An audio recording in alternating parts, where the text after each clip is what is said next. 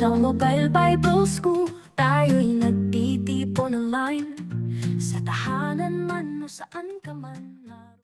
Okay, these are only few of the issues that we need to address before serving, or maaring yung mga issues na ito ay sakalang umusbong kapag nandun na sila sa music team. But these are serious issues. Maaring makakapagdagdag pa tayo, and get ready kasi I need your inputs on this.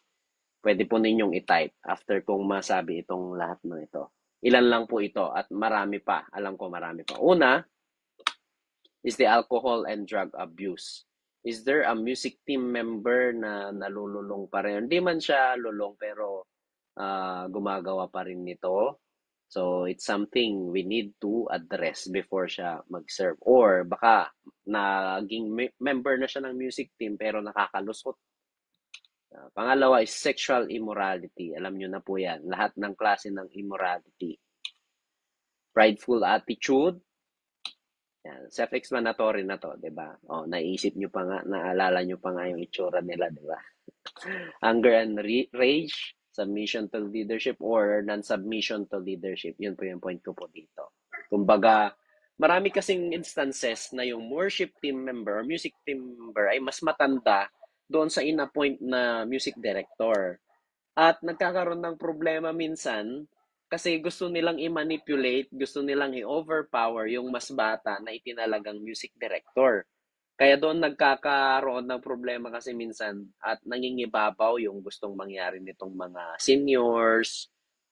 I mean, when I say senior, hindi literal na senior underage. Matagal na sila doon sa church. Yan. Gossip and strife, relationship issues. Now, meron bang mga issues maaring hindi sa church ninyo pero maaring nakikita nyo sa ibang mga churches, or maaring naiisip nyo lang na pwedeng issues sa music team? Ano po yung mga nakikita nyong issues na pwede nating isettle bago sila totally mag-serve sa music team?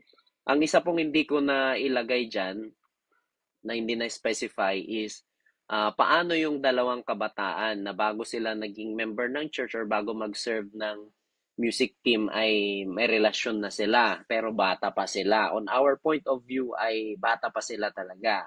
Let's say for instance mga high school pa lang. Do we have standards on that na dapat kapag worship team member ka at ikaw ay nandito sa ganitong age ay wala mo nang magjojowa? Yeah.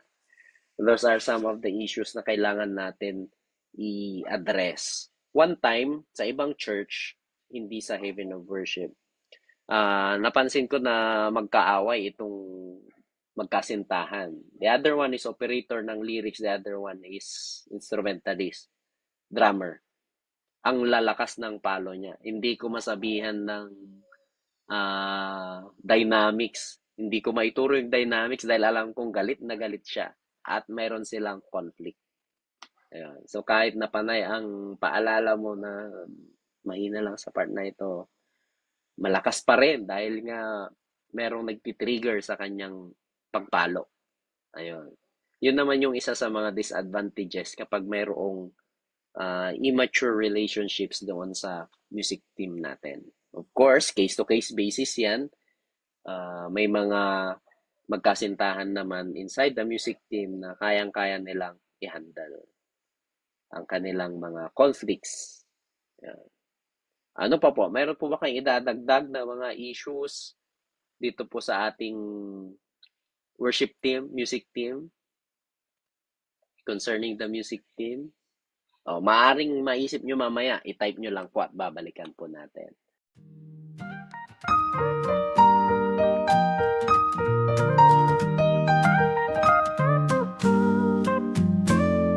Sa Mobile Bible School, tayo'y nagtitipon online. Sa tahanan man o saan ka man, naroroong tunay kaalamang makalangit.